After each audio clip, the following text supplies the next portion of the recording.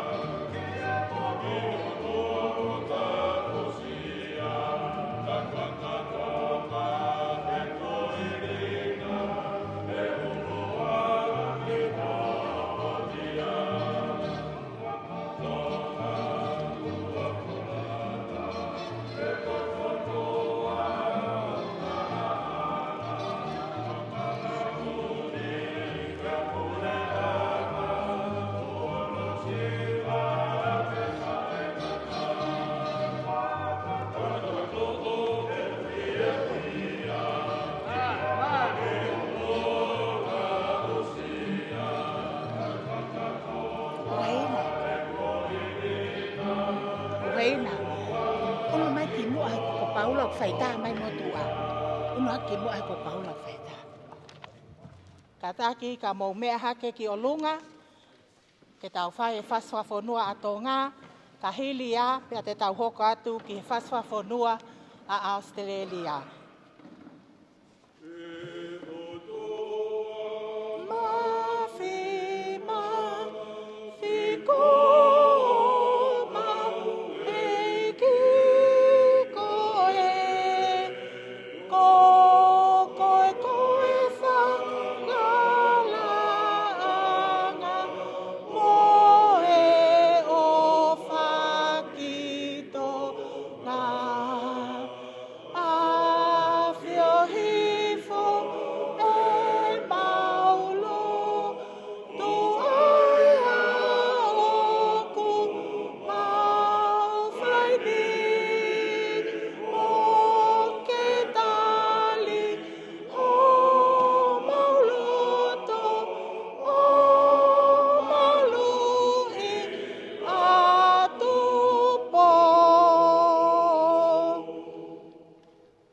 Australia's all let us rejoice, for we are young and free, with golden souls and wealth for toil.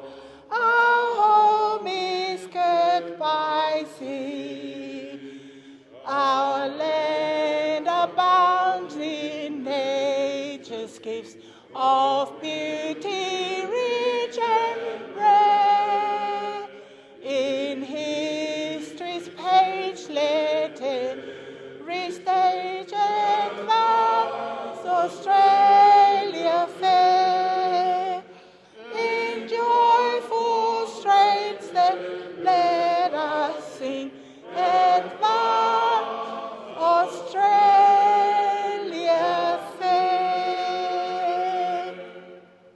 kataki ka mo me ahi whakilalo.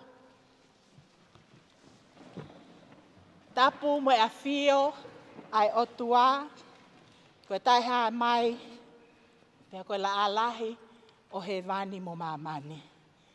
Tapu mo Palemia Tonga, Eiki, Palemia Hu'akavemeiliku. Tapu mo Eiki minista ki muli mo Eiki minista ke tak mamata, Fekitamoeloa Utoikamanu. Pehe ki a Ilaisipa Alipate, tokon se ke tari ki muli, pia mo Rosamond ping, pule lahi e pot ngau e whanua, mo ngahi Koloa whakanatula, ka umaai makapuna o hou Eiki. Tapu ki a leka, mo hamata pure. Whatapu atu ki he tahine Konsela Seniale a Tonga i Australia, Miss Louise Waterhouse. Tapu pia mo e whaiwhekau se one ale, ka koe sea o e wahe whanua, o siaswe siriana tau ataina o Tonga i Australia, ka umaa pātele alikilangi, mo e kautaki lotu. Tapu mo e ongo whafofonga, o e tahine office tala whekau lahi, o tau hen me ken pela, ke tis tu halangi ngie, ka umaa tasman telefoni. Tapu mo Sisili Akula, ko e Palestine kau taha e kau bisnisi, a kai ngā Tonga mo Australia. Pehe foki ki a Tasikale, ko e Palestine o kalapu Tuku'anga a sene. Tapu mo Wali Estefan, ko e Paupolelei, ko e mehe kau taha Capitalist Proprietary Limited. Pe a wate whakatapu, ki a tek mautolu, i he malumalu e Faleni, ka umaaki mautolu, o mea mai i he ngalu o pē.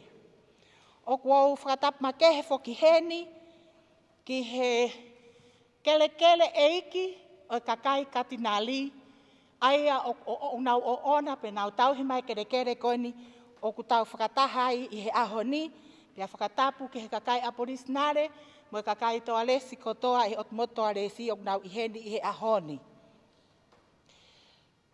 Talangata ia te kita whai ki tua, ka ata mo ki whini motu ani, ke ne whakahoka te tau polokalama o wikeni. Ko hingoa ko wanwa havea, pia ka iai halea e he, pia ko kore ke tau hufanga pe, i he wike tapu o tau lolotonga whanongai. I wish to acknowledge the presence of our Lord Almighty in our midst. Honourable Hu'akavemeiliku, Prime Minister of Tonga. Honourable Fekitamoeloa, Utoikamanu, Minister of Foreign Affairs and Tourism. Ilaisipa Alipate, Deputy Secretary for Foreign Affairs and Chief Protocol.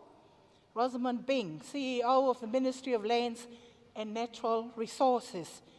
And all ranks from our royalty and chiefly ranks.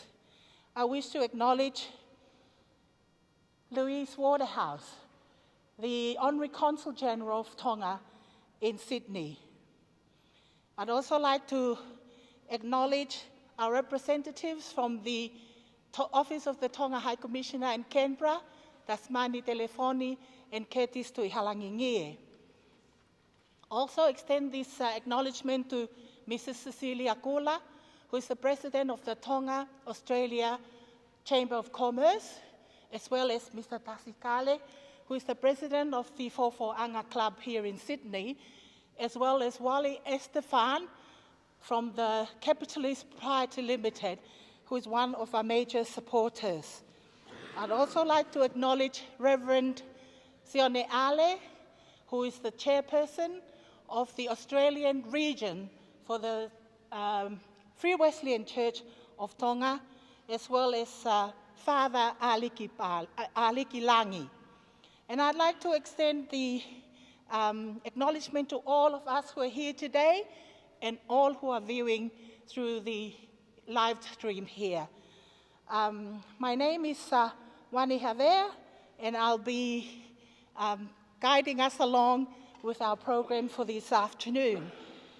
I'd also like to make a special acknowledgement for the people of the Gadigal because they are the traditional owners of this land, and thank them for looking after this place so that we can have our meeting today.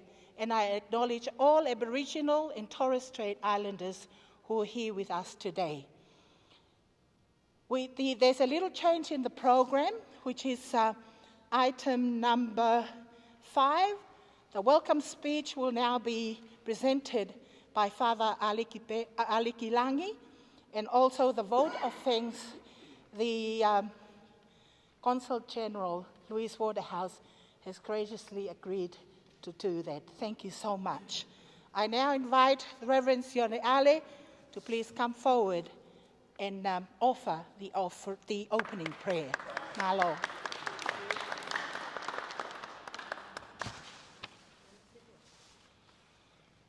Let us pray.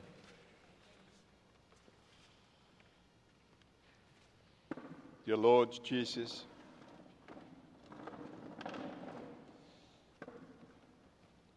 the King of Kings and the Lord of Lords, the Provider, the Comforter, we come before you to acknowledge your presence with us here. We come in prayer to express your love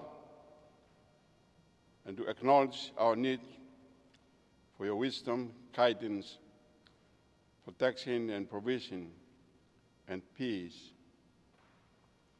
We are here to welcome the Prime Minister of Tonga, Honorable Hu'akavemeiliku,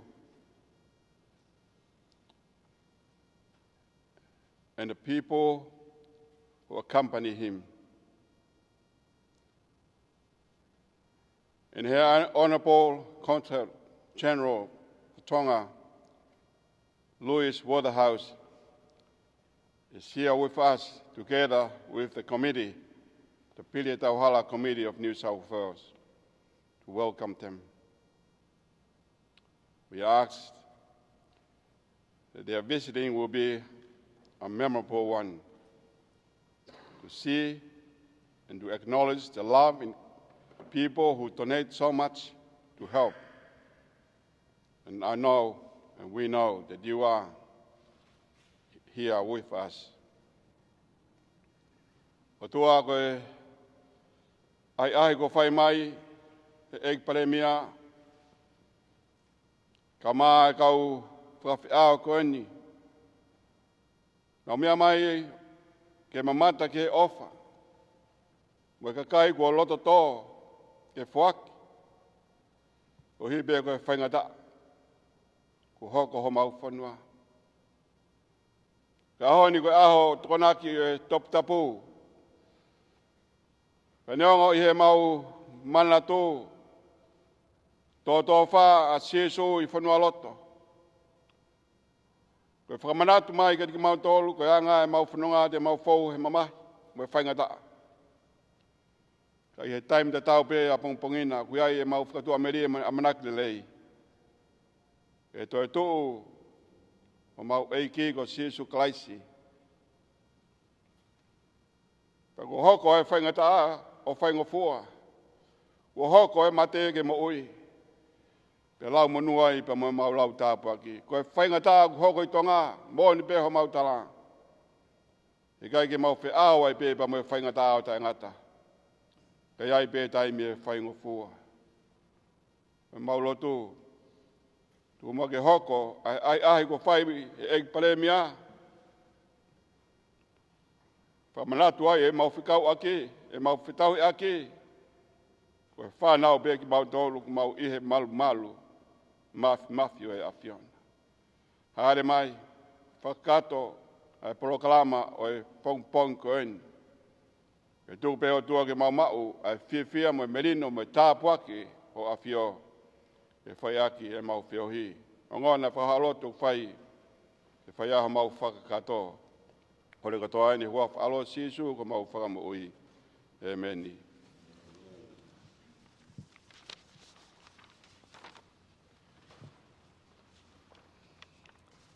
Aloha pito whai whekau si one are, e hu ko ke whahoko maktau tolu. Ko whakawhei heni a pātere Alikilangi, ke kātaki o mea mai o whakahoko a lea talitali. I'd like to invite Father Alikilangi to please come forward and present the welcome speech.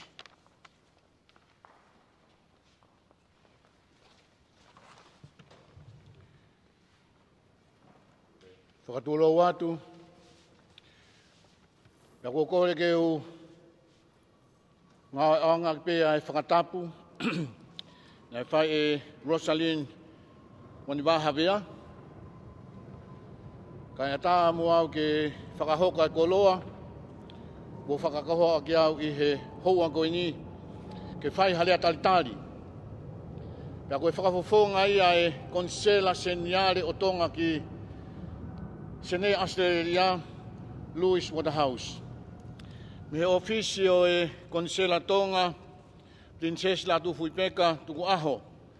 Me kempela, Curtis Tuhalangingie, pia pehe ki a Tasmani telefoni.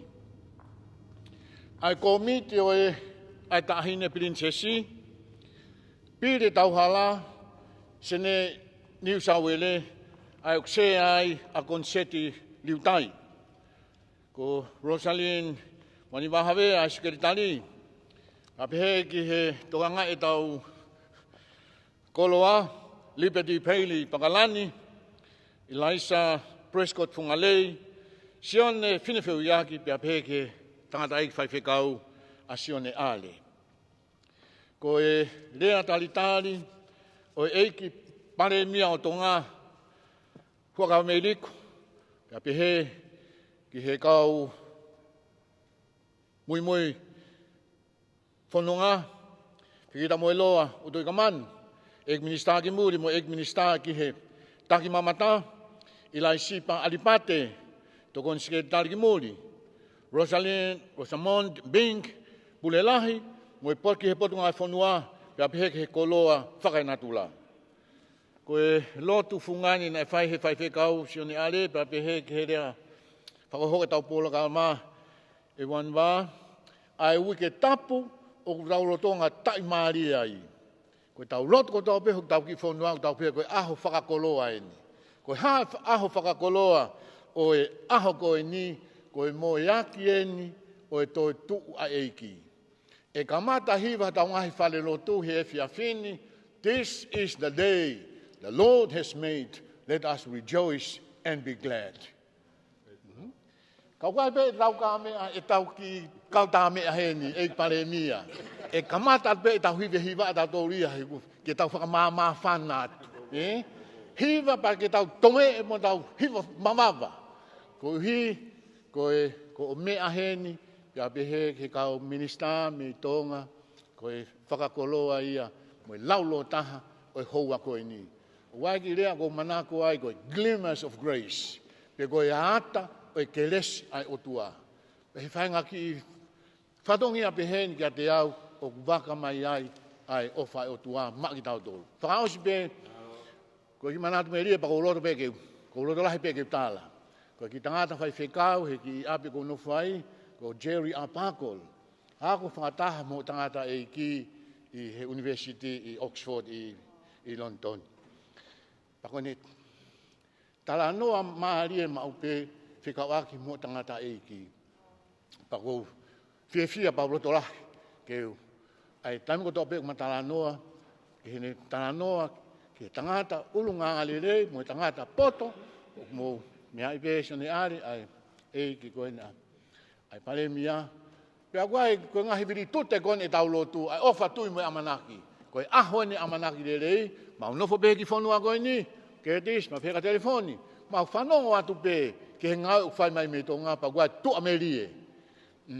Ke he ngāue, mo e ngafa, hiri whaki ate he whanua ke ate koe. Kai koe rea whiawhia aia, mea ki mau tōni whawata a konseti, koe se aia e Pili Tauhala, e mau whiawhia, I ho o mea hen, pia pehe ke kau whanonga, I he hoa koe ni. O whātu.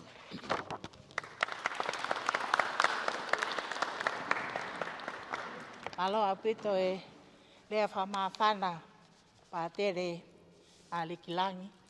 hoko ate tofa Tauhala i wike tapu malo. Ko e taimini ko whawhe e Eiki Palemia, Palemia Hu'akavemeiliku, ka take mua whaiha mea ke whakoloa aki e kāinga. Pea ko hui whoko ho fuafua mea mai eni ki Australia, pea e koloa ia e kāinga he whonuani i ha mea te ke whakahoko. Malo. Alo. Ko bige hufanga e whatapu o sia whaki. Ku hange ni ko lia whafok wha. O sai be ulahi be ko me te ke to ka haipu. Ai ngo whawhi ao mo i kai ke whakahoko mai. Kai ke wai whiwhia ma ke motuani kau mai e mista. Pa mo mau kau wholau. E whainga maari e koin ke maulawa mai ki senen. I he bongbong whakoroa koin. Ai whiwhia ma ke ki he ni whakatoa ua koin ni Tuku'anga. A mau whoa toki Brisbane. O atoa Tauhala ki ai pa mo e ka Tuku'anga i Brisbane ni. Koe mea maari e peko mau alupongpong ina e mei whakainu mau tola i kintoni mo me ai. Ai ke whakahua pia. Koe pongpongi nia koe whakakoloa pia nia i ai whakamaari e maurere mai ai. Nea ngo pia taku koe mau mai o sio mo aahi ki e ngahi ofa. O ko mai he... O tau ka inga kau maa ki nau tolu kotoa pia nau ki ofa mai. Ke mea nai hoko i Tonga. Ka koe mo nia koe mai pia ki whakamalo. Whamalo heni ki concert liutai, sea koe ni Pili Tauhala Komiti. Whamalo heni ke whaiwhikau kau mai pa tere, tatak whalau maari, ko ilo koe ko hinga pe koe ahon. Hake taim whainga taa koe ni tau whekuki mai moia, talume aho taha nima, o Sanuari. Pea moe tau te whito ki he motu koe ai whetu taki. Oki ai whoki ai whiwhia make he i Tonga. Ko inga pe koe mau ilo. Oki ai tokon make he ange, mo toka make he ange. Kai ki ngata pe ka inga koe ni sene ni. Ko ka toa pe i Australian. Ka manu sila. Ko inga hi tapa ke ho mamani. Ka ku whawhiwhia ko ngā mahino ko wha ipio tau ki whonua. Ka ku honga i au pito. Ai Puleanga ka uma ai hoek minister. I ngai ofa ko toa mo whai ange. Pa koe ki konga pe nia neongo koe lele mai e ke o whai ki whatongia ke. E konfenisi ke. Kana ai pe ai whakaukau koe whai maari en ke mau lele mai pe o whahoko atu. Kai ke ngata pe ka ki mou tolu konseti ka uma pe whoki. A ki nau tolu o mou mamata mahe o pe. Pe mou whanongo mai. E tau ki programani whamaro lahi atu. Whamalo atu whawhongai pe kai ngata Puleanga. Ka koe kakai Tonga he ngai tokoni ko toa, ngai tokoni ofa. Plawange ko hinga pe ko whainga taa nei tō tau ki whonua. Koe mau lere mai na mau lere mai whoki aho Pulelu ko osi. Koe aho te au ia koe mau whai whatongia koe Puleanga. Koe ni nei tō kamata aho wafitu o tisema. Paku whamalo pe o ku ki mau pe haiwi pa whamalo. Ki ai pe hanga hilotu lerei. Ke maha iwi pia moha tatak lerei. Ki ha halafononga. Neongo e ngai whainga taa koe ni. Hake koe nei hoko e ahotahani maa ka uma afo koe ni hai koe tahi wā. Pako ki o ngongo pia ko tui peu mo whanongo pe ai.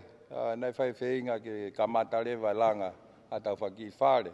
Ko ngā ke whoki ki ahatau kāinga. Fale whoki me ni mangiau nei mau. Tai aonga pe mau au pito whi mau ke whakalerei. Pako kamata lewa heni. Pe hange pe uena mo whanongo pe ai he ngahi tānoa keke. Ko lava e ki Fale uruaki. Malo ko lava atuia. Ka koe hoko tēni ke whawhenga ki hapai. Lava ata no la ngātu kai whoke ai ka inga ke ngahi motu. Mahino apito peke motu ani ai. Ai whi mau iwiri kon ke nau toi whoke. Ke o nau tupuanga mo e wheitu. Una ui ko nau ngahi api. Paku iai ai whia ko uhi ngā pe. Neo o mau toka ngā i ngai tawhaki pehe. Kau tawhaki koe ni whamea tokoni. Tawhaki mo ngahi whia mau viwiri pehe. Poki mou tolu ia. Kai ke ngata pe Australian. Kau manu sila ngai whitu keke. Nā mou tokoni ange.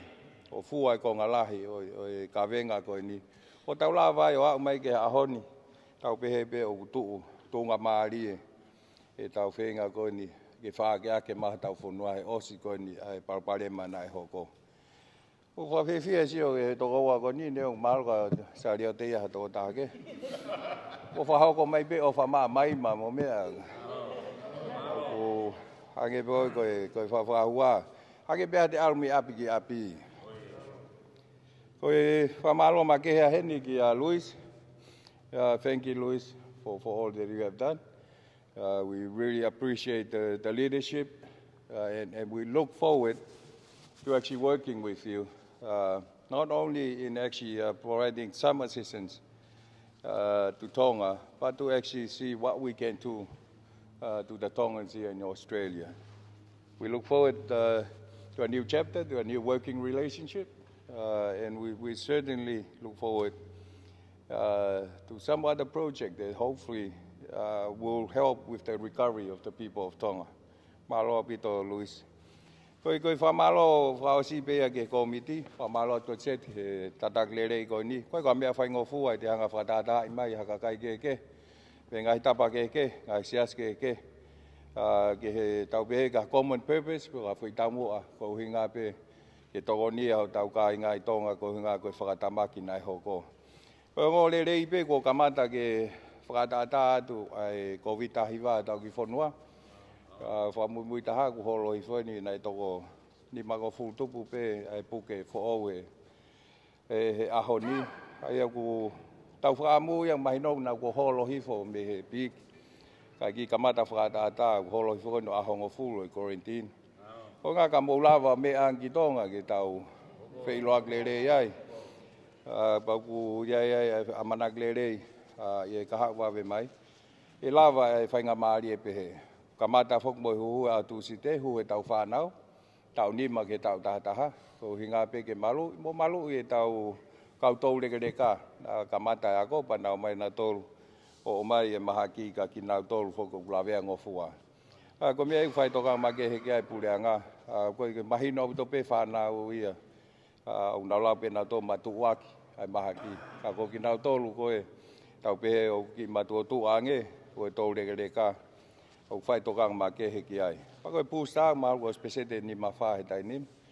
Pese hulu aki hiwa walu, hiwa noa e huhu fully vax o korona ua.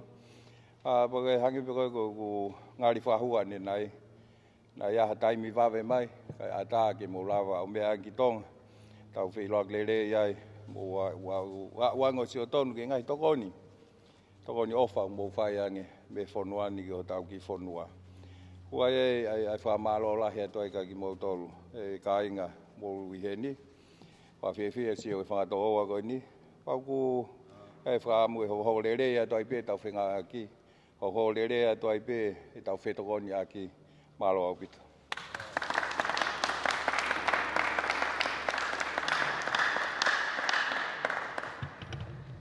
Whawhetai e Palemia Hu'akavemeiliku.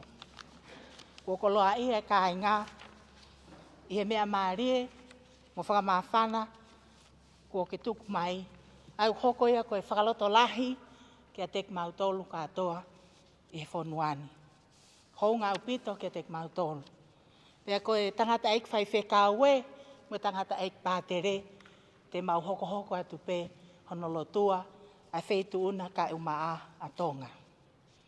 E mo mit koe ni ko kore ki a ke he Palestini konseti riutai ke kātak mai mua ki mua pea kore atu ki he ek Palemia ka umaa Louis Waterhouse mo e ek nista mo e ka whakawhe ke me atu mua o aahi ke ngahi Koloa ko ia ko whaki mai ai aku i he Faleni ke whahoko a whakatau kei. Pea koe lolotonga ko ia, ko kore heni ki a tāsi, kau maae kalapu Hu'akavemeiliku ke mo katak mua tā mai ha tau ngai whasi. Malo au pito.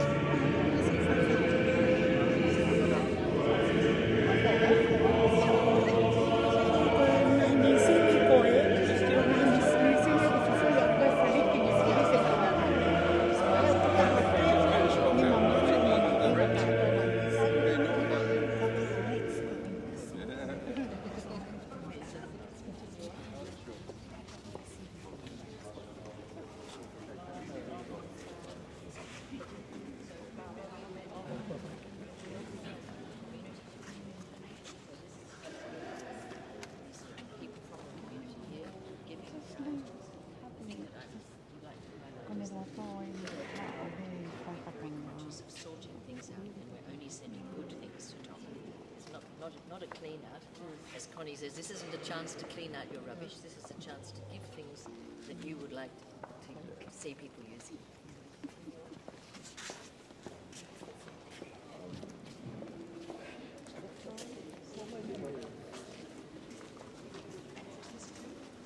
So every bed that's going has a mattress. Yes. We got rid of 1,000 to get the hundreds.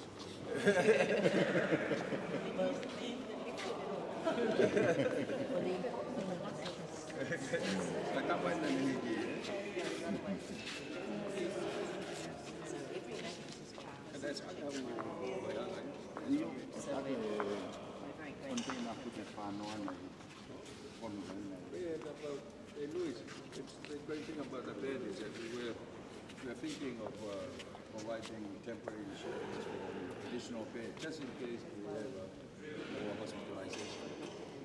Yes. When she said we need some beds, and she said we actually Amelia said we need 50 beds, so we have 50 beds, and then Dr. said no, we need 100. So a lot of beds. A lot of beds. So we've stopped at 150. If we need more, we need more.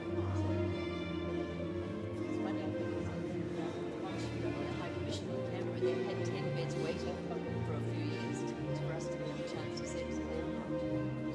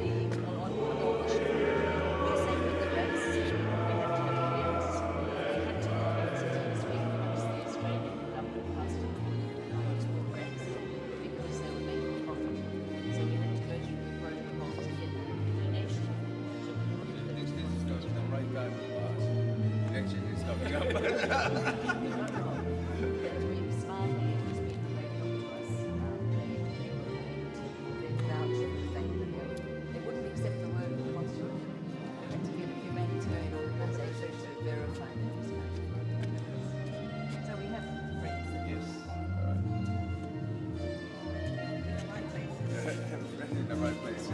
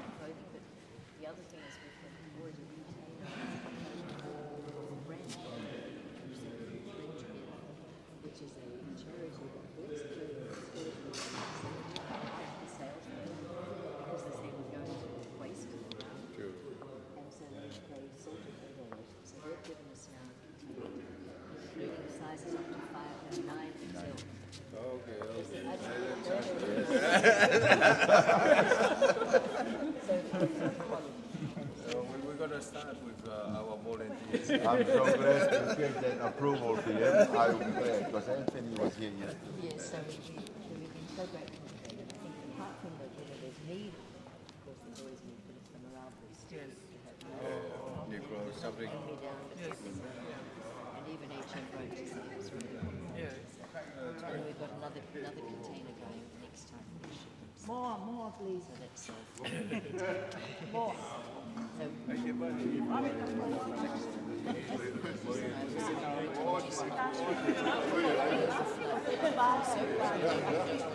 business for local companies. So that's another issue. When you in this, So she calls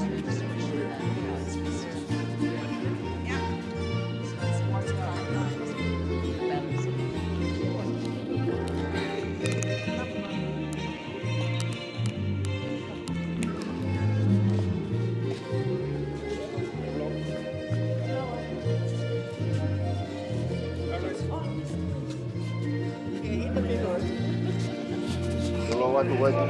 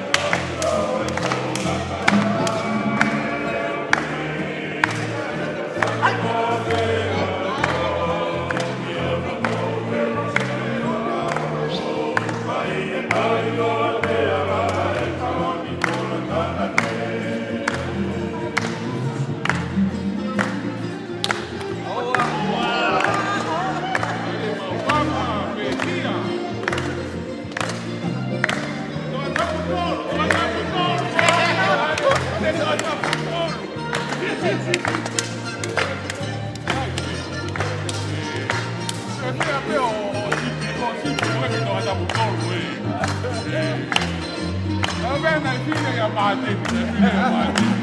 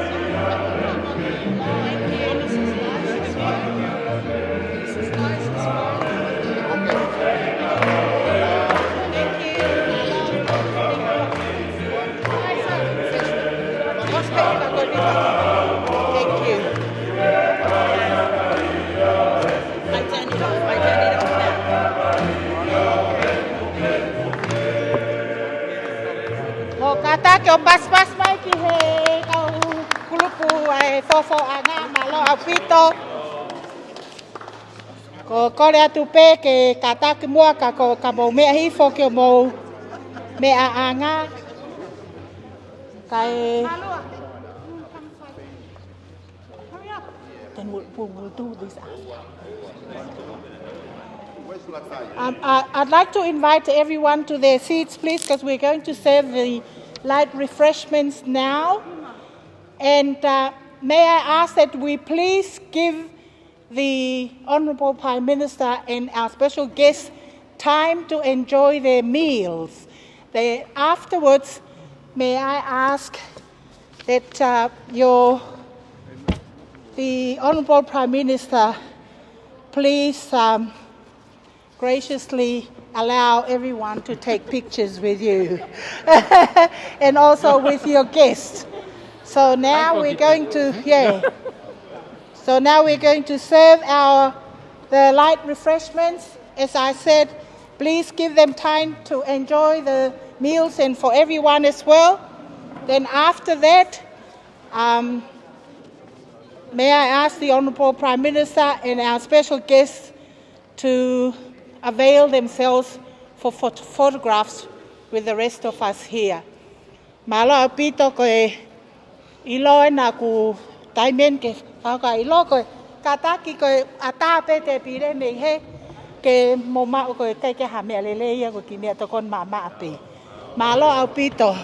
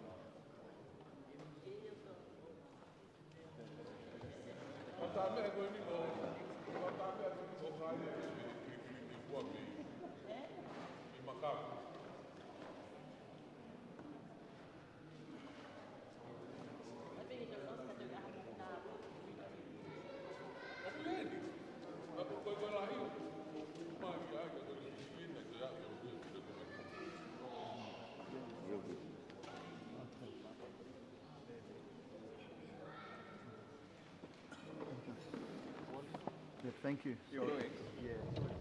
Let's get my son ready to go to Canberra for 8 days. Thank you. We'll catch up.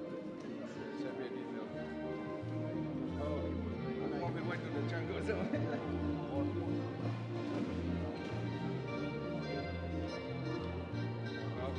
it to the PM.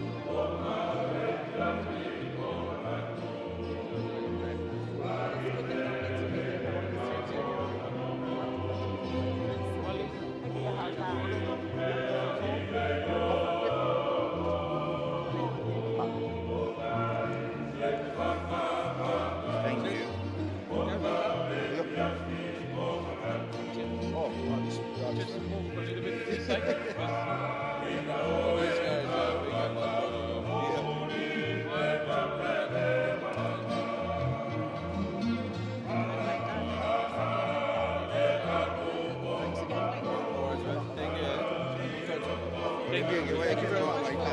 Can I get a photo on your camera? I haven't had a photo.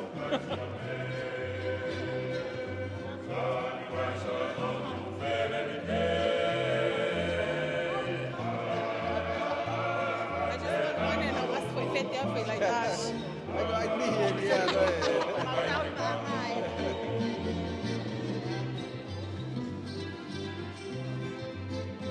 Come, baby. How do I? Come here. Stand here. Come and stand here. Come and stand here.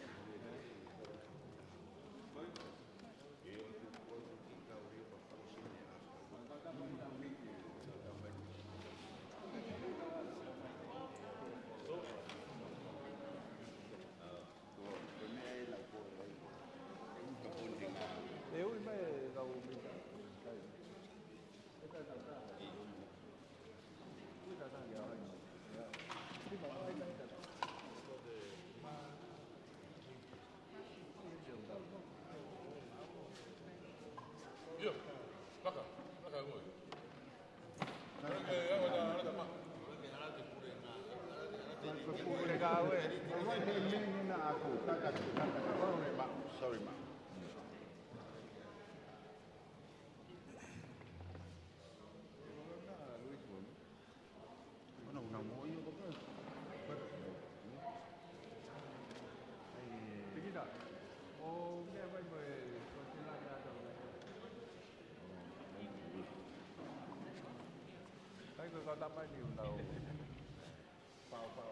No, not yet. I have a tourism really started.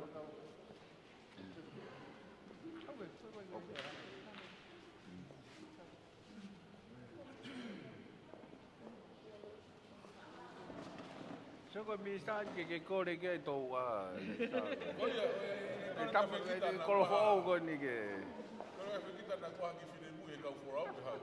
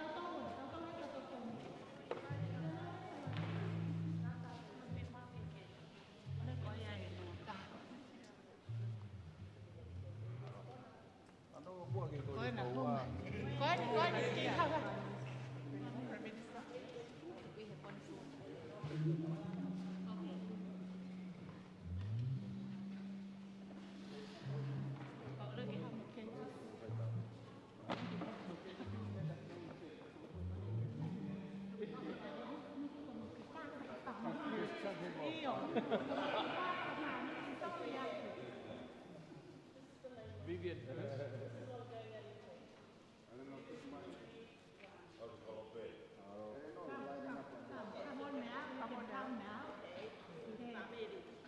Moimoi is very good.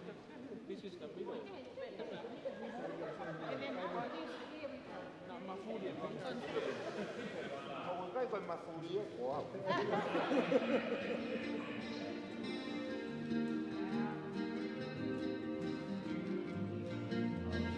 Hello, thank you.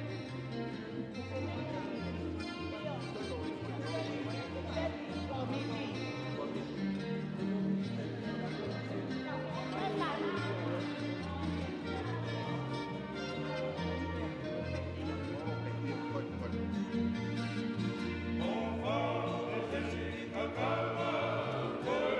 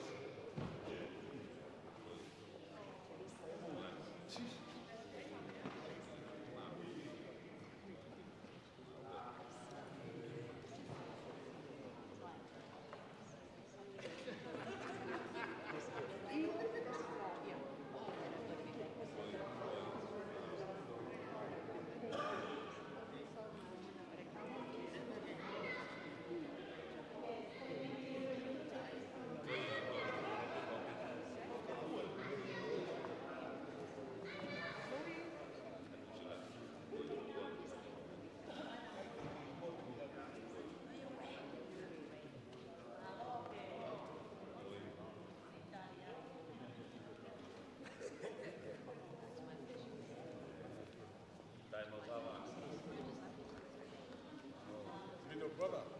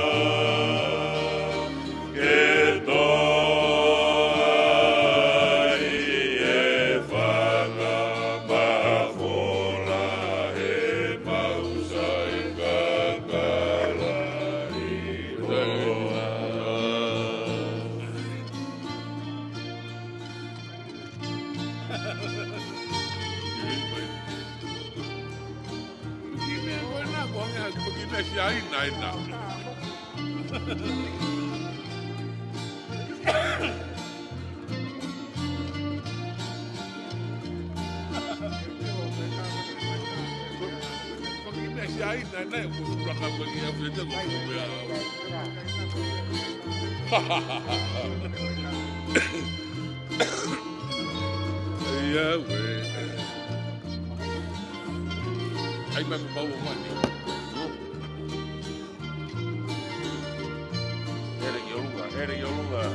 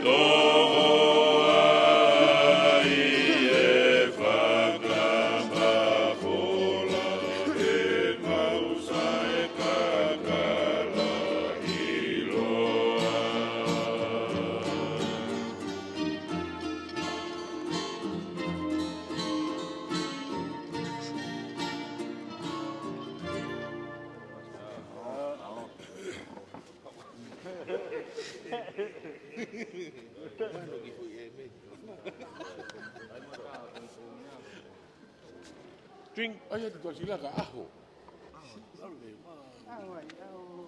Sudah ni tak apa tak boleh lagi tu.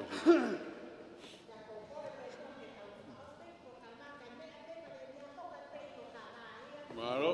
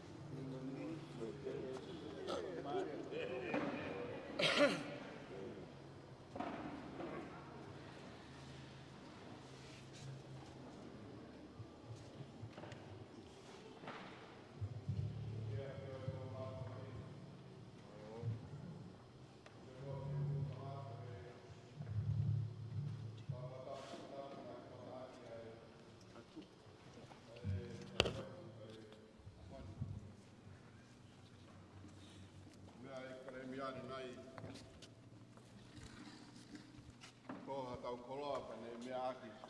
Ange ha tau lea whawhokwha e tau Utoikamanu. O tatau Pili ai ea kon ko whai koe ki lea whawhokwha pe moia. O tau whawhtai ki o tua mawhi. O i kone hanga o whakakato e tau amanaki koe whotutu o e ahoni. Koe whotutu he tangata. O lo whakakato ki tau tolu tau tui ko tau peko Eiki ia. Moin whawhau pia e wholofola Paula ki Loma. Ka kai ofa o tua. E whengawe aki e mea kotoa pia manau lelei. O ia koe whakamalo. Tau whakamalo pia ki heo tua maf. E ne tak lelei mai tau whanunga na mea ai Palemia. Kama minista mo e kau ngau e me Tonga ki whakata whatongia hange koe mea nane mea aki. Wafe mai heni bak tau lau monu mo lau tāpu aki ai. Ma whamalo atu. e toho mau Koloa, e Palemia. Whai be tala noa ki Paula ki tangata whaita ia mau tolu koe he ni. E lahi pe ngai sos te mau ongo mi ai, ka koe mau ongo mi te koe Koloa i. O atu a whakamalo. Ki he whaituona, ka pe whoki ka tiki motolu, mo mui mai, he Eiki Palemia. Aho ni mo mia i be koe aho o i whanua loto ai Eiki. Au tau kei whanonga be he taimi o e whaingata a. Ka nge koe rea taitari na whai e pā te re. E kai ki tau kei whiao ai be pa mo e whaingata a. Uai amanak lelei. I he pongpongina pa mo e toi tua Eiki pa ko tau tāpua ki ia. E kai ki tau whiao ai be pa mo e whaingata a. Ka ko pau ki hoko mai ai tāpua ki e kresa Eiki. Iai e toko wahei no ku whiamau ki u a whonga atu e whakamalo. Sisilia kula. Pefo kia wali Estefan. O Sisilia kula ko e whonga ia Tonga i Australia ni Chamber of Commerce. Te mau bege e whakalilonga i e whakamalo. Ko ike lota tōpa me off. Mea be a Eiki Palemia i ngai ofa ko ia. Te kura monu mo lau tāpua ki ai. Wali Stefano. Toi tau na ia me he capitalist. I'd like to say thank you for your love and for your care. We appreciate so much. May God bless you. Kamalot ke whaiwhikau, pa pe whoki, ke Palestine o e club Fuanga. O kuifo e whiohi, o mo mea heni ke taitari e Palemia. Mea heni pa mo e whakafonga, taine e princesi, me Kempela. Ko kakato ai whatongia, pa koe o tua, o tau be ki tau whai honu whakamalo. Lava le rei, lo taitari, o Eiki Palemia, pa koe whakamalo, tau awi ko toa bea, ki he o tua, ki he tau lot. Ki o tua mafi. Ko mea ko toa bea ku kawai a Fiona, ko mea ku kakato.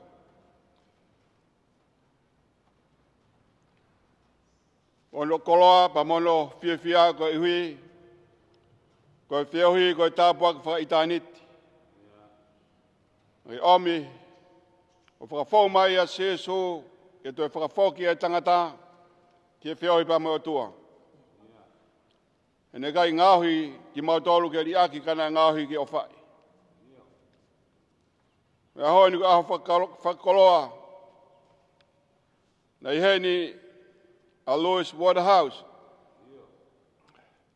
Ke kau whakata pa mo e Komiti, Pili Tauhala, aho no sea, dami he, ke kau Komiti, ke taitari a Eiki Palemia o Tonga.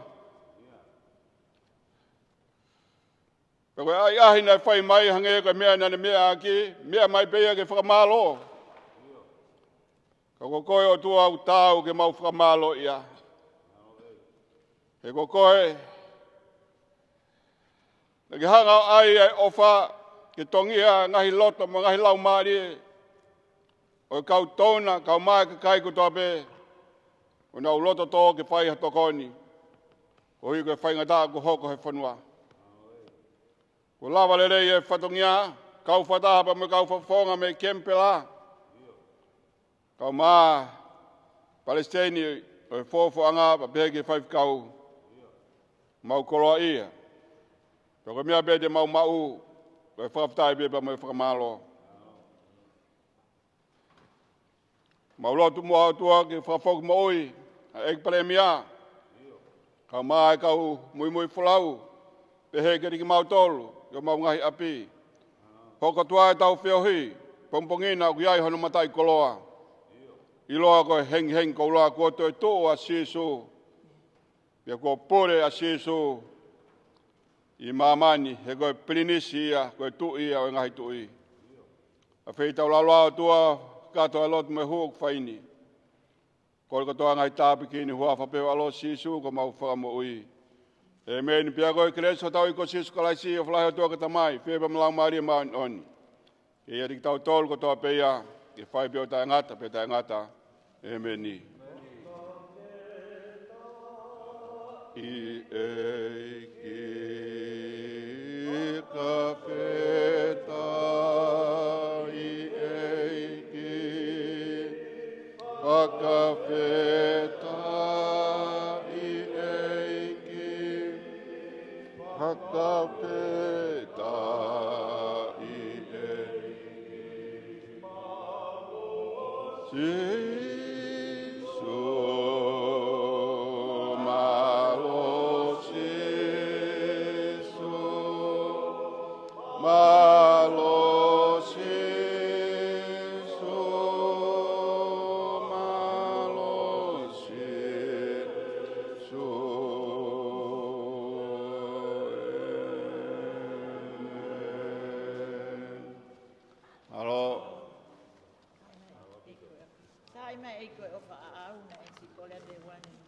Kadak po me mole tai mai e ko fa au ke tau.